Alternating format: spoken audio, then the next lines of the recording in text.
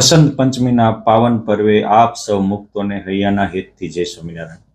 વહાલા મુક્તો, આ એ વસંત પંચમી છે કે જે વસંત પંચમીને દિવસે પુરુષોત્તમ નારાયણે આ બ્રહ્માંડ રહે ત્યાં સુધી પ્રગટ રહેવાના કોલ સાથે શિક્ષાપત્રીની ભેટ આપી.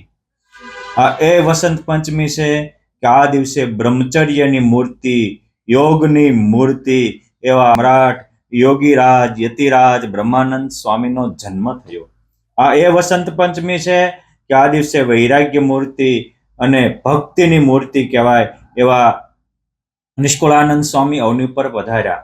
આ એ વસંત પંચમી છે કે આ દિવસે સત્સંગની માં મુક્તાનંદ સ્વામીને પુરુષોત્તમ નારાયણ અને સદગુરુ રામાનંદ સ્વામીએ ભાગવતી દીક્ષા આપી હતી. આ એ વસંત પંચમી છે કે આ વસંત પંચમીના પાવન દિવસે બ્રહ્મચર્યની મૂર્તિ, નિષ્કામિતાની મૂર્તિ મૂળજી બ્રહ્મચારી પણ પરમહંસ થયા હતા. આ એ વસંત પંચમી છે કે આ દિવસે સ્વામિનારાયણ ભગવાને ઉમરેઠમાં હરિભટ્ટ પાસે મૂંગા પાસે વેદોનું અધ્યયન કરાયું હતું. ઋષિકાળની આપણી આ પવિત્ર પાવન પરંપરામાં એવું કહેવાય છે કે વસંત પંચમીના દિવસે પ્રથમવાર મનુષ્ય લોકના માનવીને વેદની વાણી સંભળાણી હતી. જે દિવસે ધરતી ઉપર વેદનું અવતરણ થયું તે જ દિવસે પુરુષોત્તમ નારાયણે પોતાની પરાવાણી સ્વરૂપ મૂર્તિ સ્વરૂપ શિક્ષાપત્રીનું અવતરણ કર્યું છે.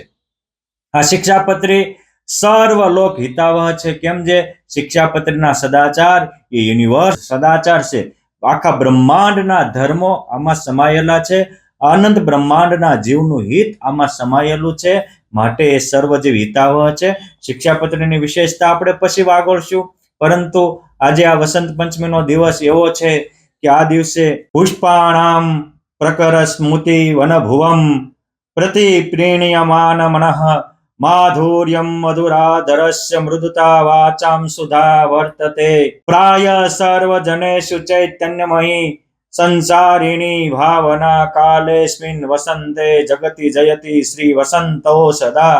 આ વસંત ઋતુનું વર્ણન કરતા ભગવાન વ્યાસ એવું લખે છે કે આ વસંત પંચમીમાં વગર વરસાદે કુસુમ ખીલે છે, પુષ્પો ખીલે છે, વનો આનંદિત થાય છે, દરેકના મન પ્રસન્ન અને પ્રફુલ્લિત બને છે, વાણી મધુરી બને છે, સર્વમાં ચૈતન્યતાનો અલૌકિક પ્રવાહ રેલાય છે.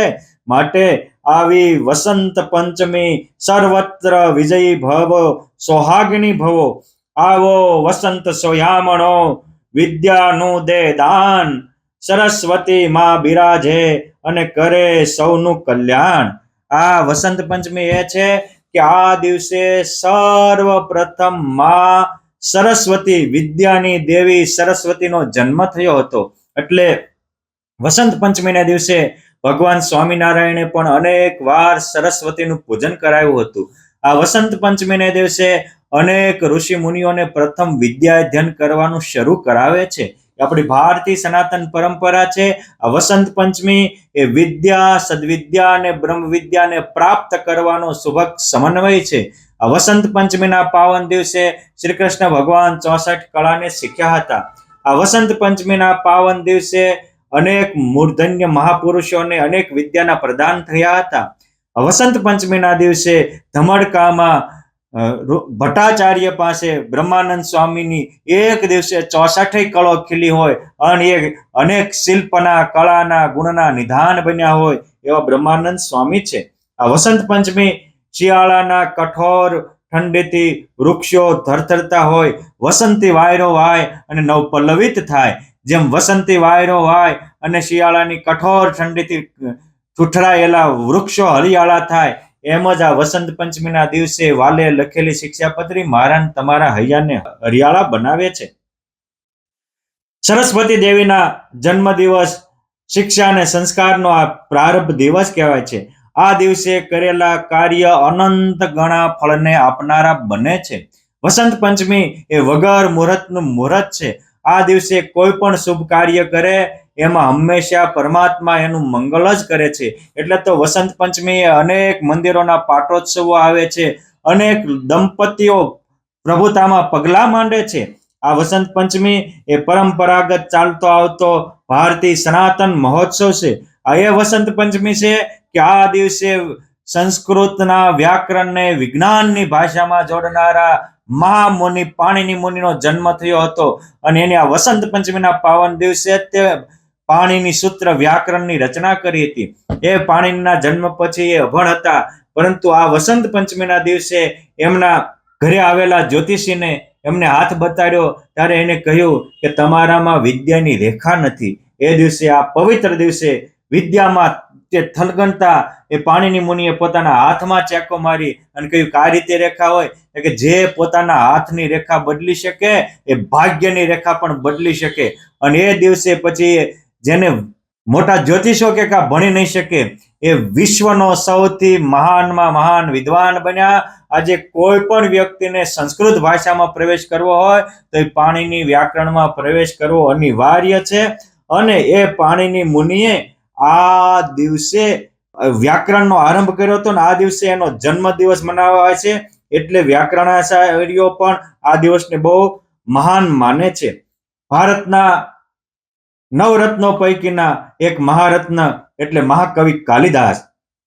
એવું કહેવાય છે કે માતાજીની કૃપાથી આજ વસંત પંચમીના દિવસે કાલિદાસમાં દિવ્ય વિદ્યાનો સંચાર થયો હતો. નકર પૂર્વ કાલિદાસ એ અભણ હતા, અંગૂઠા છાપ હતા, પરંતુ માતાજીની આરાધનાથી કાલિદાસમાં સરસ્વતી માતા વસ્યા અને એના રઘુવંશ, શકુંતલા, અભિનમ, કુમાર સંભવ વગેરે મહાકાવ્યો વિશ્વમાં પ્રસિદ્ધ છે. પરંતુ એને આ દિવસે મા સરસ્વતીએ કૃપા કરી અને એના જીવાગ્રે વસ્યા હતા. આ વસંત પંચમીનો એ દિવસ છે કે આ દિવસે કબીર, સંત કબીરને માનનારા એની પરંપરામાં એવી માન્યતા છે કે આ દિવસે સંત કબીરનું પ્રાગટ્ય થયું હતું. સ્વામિનારાયણ સંપ્રદાયના નહીં, ભારતના અનેક ઋષિ મહર્ષિઓનું આ દિવસે પ્રાગટ્ય થયું હતું. અનેક સાધુ સંતોને આ દિવસે મા સરસ્વતીએ કૃપા કરી અને વિદ્યાવાન અને દૈવતવાન બનાવ્યા હતા. આર્ય સમાજના સ્થાપક દયાનંદ સરસ્વતી, જેમને સંન્યાસ લીધો એ વસંત પંચમીના દિવસે લીધો હતો અને પોતાનું જીવન વેદને સમર્પિત કરવાનો સંકલ્પ પણ વસંત પંચમીના પાવન દિવસે કર્યો હતો. એવી આ પવિત્ર વસંત પંચમીની આપણા ગ્રંથોમાં અનેક ગાથાઓ ગવાય છે. આ વસંત પંચમીના દિવસે એક ગરીબ વ્યક્તિએ મા સરસ્વતીનું પૂજન કરી ઈશ્વરની આરાધના કરી તો એને ત્યાં સંપત્તિ, લક્ષ્મી અને સરસ્વતી ત્રણેયનો વાસ થયો હતો. આ દિવસે કરેલા નાના કાર્ય પણ બહુ મોટા કામને આપે છે. એ વસંત પંચમી છે કે આ વસંત પંચમીના પાવન દિવસે જેના સંકલ્પથી 24 અવતારો પ્રગટ થાય એવા પર્વત બાપાને ભગવાન સ્વામિનારાયણ વિક્રમ સંવત 1879 એટલે કે આજથી આશરે 203 વર્ષ પહેલા અક્ષરધામમાં લઈ ગયા. અને તે દિવસે પર્વત બાપા બોલ્યા હતા કે મારી નજર સામે કોઈને રાખો એનો પણ ઉદ્ધાર થશે. અને એ વખતે ઘણા માલધારી લોકો ગાયો, બકરા વગેરે પોતાના પશુઓ લાવ્યા અને પર્વત બાપાએ દ્રષ્ટિ કરી અને માળા ફેરવતા હતા. એનો દીકરો મૂળજી કહે છે કે બાપા તમે એક બાજુ ધામમાં જવાની વાતો કરો છો, બીજી બાજુ બધા હારે વાતો કરો છો.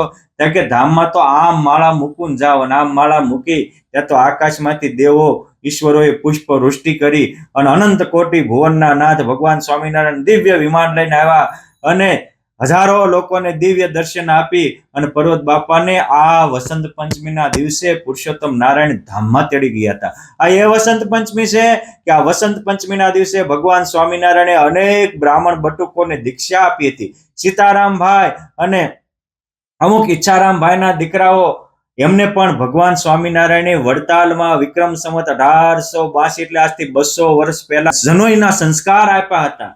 એ વસંત પંચમી છે. ભગવાન સ્વામિનારાયણે પહેલી વસંત પંચમી કાલવાણીમાં કરી હતી, બીજી વસંત પંચમી ભગવાન સ્વામિનારાયણે સોરઠમાં કરી, ત્રીજી લોયામાં કરી હતી. અને આ વસંત પંચમીના દિવસે ભગવાન સ્વામિનારાયણ લોયામાં પણ બહુ મોટો શાકોત્સવ કર્યો હતો અને અનેક પ્રકારની નવલી લીલાઓ કરી હતી. આ એ વસંત પંચમી છે કે આ વસંત પંચમીના દિવસે ભગવાન સ્વામિનારાયણ સુંદરિયાણાના હેમરાસ્યા ધામમાં ગયા તો એનો 12માનું જમવા માટે પરમહંસો સાથે ગયા અને લોકોએ તિરસ્કૃત કરેલા આખા પરિવારને પુરુષોત્તમ નારાયણે પધારી અને આનંદના સાગરમાં ઝૂલતા કરી દીધા હતા. આ રીતે વસંત પંચમીના દિવસે અનેક લીલાઓ જોડાયેલી છે. આ વસંત પંચમીના અનેક નંદ સંતોના કીર્તનો પણ છે અને વસંત પંચમીની પુરુષોત્તમ નારાયણે અપાર લીલાઓ કરી છે. આ સ્વામિનારાયણ સંપ્રદાયમાં જેટલા રંગોત્સવ રમાણા એથી પણ વિશેષ વસંત પંચમીના ઉત્સવ ભગવાન સ્વામિનારાયણે ઉજવા હતા અને ભારતની ભક્તિ પરંપરાને ઉજાગર કરી હતી. એટલે તો નંદ સંતો ગાય છે કે વસંત અલૌકિક સંત અલૌકિક કૃષ્ણ અલૌકિક આયે પ્રીત અલૌકિક રીત અલૌકિક ગીત અલૌકિક ગાયે. આ અલૌકિક રીત અલૌકિક વસંત અલૌકિક સંત અને અલૌકિક પુરુષોત્તમ નારાયણ આવ્યા છે અને બાપ એની રીત પણ અલૌકિક છે. પળમાં બેડો પાર કરે, અંતકાળે પુરુષોત્તમ નારાયણ રથ વેલ વિમાન લઈને તેડવા આવે અને એવા પુરુષોત્તમ નારાયણના મહિમાના ગીત ગાઓ. આ દિવસે ભાવ અલૌકિક નાવ અલૌકિક દાવ અલૌકિક હોયે ભુક્તિ અલૌકિક મુક્તિ અલૌકિક જુક્તિ અલૌકિક રાયે વસંત અલૌકિક સંત અલૌકિક કૃષ્ણ અલૌકિક આયે. આ દિવસે એવો છે કે આ દિવસે ભગવાન સ્વામિનારાયણ એવું કે છે કે ભાવ અલૌકિક એટલે પરસ્પરનો પ્રેમ ભાવ દિવ્ય ભાવ અલૌકિક બન્યો છે. આ દિવસે નાવ અલૌકિક, નાવ એટલે કે કરોડો બ્રહ્માંડનો નાથ અલૌકિક રમત રમી રહ્યા છે અને અલૌકિક દાવ ખેલી રહ્યા છે. કહેતા જીવને માયાના બંધન તોડાવી અને પુરુષોત્તમ નારાયણના મૂર્તિનો સંબંધ કરાવી હૈયામાં મૂર્તિ રમતી કરી રહ્યા છે.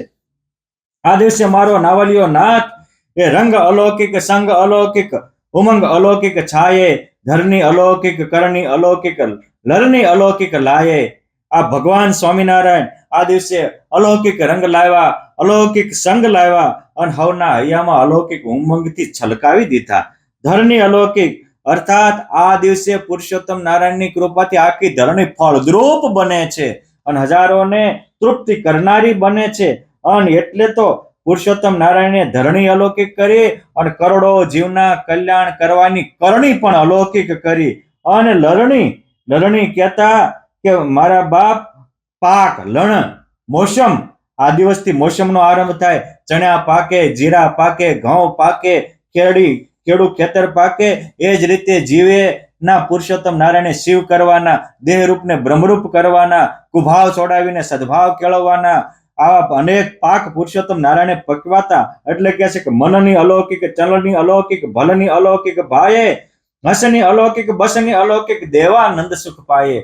યોગ સમ્રાટ મહાકવિ વૈરાગ્ય મૂર્તિ દેવાનંદ સ્વામી કહે છે કે આ પુરુષોત્તમ નારાયણની બધી અલૌકિકતા જોઈ અને હું તો સુખના સાગરમાં ઝૂલતો બની ગયો છું. મળની અલૌકિક, મળવું એટલે કે પરસ્પર પુરુષોત્તમ નારાયણ આ દિવસે હજારો સંતો ભક્તોને ગળે લગાવીને ભેટ્યા હતા અને ભેટ્યા એટલું નહીં, એના જન્મ મરણના દુઃખ પણ મિટાડી દીધા હતા. વળી મહારાજ ચટકતી ચાલે ઘેલા ગંગામાં, ઉન્મદ ગંગામાં, ગોમતીમાં વગેરે સ્નાન કરવા જતા હતા અને ત્યાં પણ અલૌકિક લીલા કરતા હતા. અને એ પુરુષોત્તમ નારાયણને ભલની અલૌકિક, આપણને એમ થાય ભલની એટલે હું કોકને કોકના કલ્યાણની ભલામણ કરવી. પુરુષોત્તમ નારાયણ ભલામણ કરતા મુક્તાનંદ સ્વામી તમે દાદા ખાચરનું ધ્યાન રાખજો, ગોપાળાનંદ સ્વામી આ શિવલાલ શેઠ ને ભગા દોશીનું તમે ધ્યાન રાખજો, બ્રહ્માનંદ સ્વામી જુનાગઢના અને ભુજના મંદિરને તમે ધ્યાન રાખજો. આમ એક એકને ભલામણ કરી કરોડો જીવોના કલ્યાણના દ્વાર ખોલ્યા છે. અને એ પુરુષોત્તમ નારાયણ એ મંદ હસતી મૂર્તિ હવોના હૈયામાં વસી જતી હતી.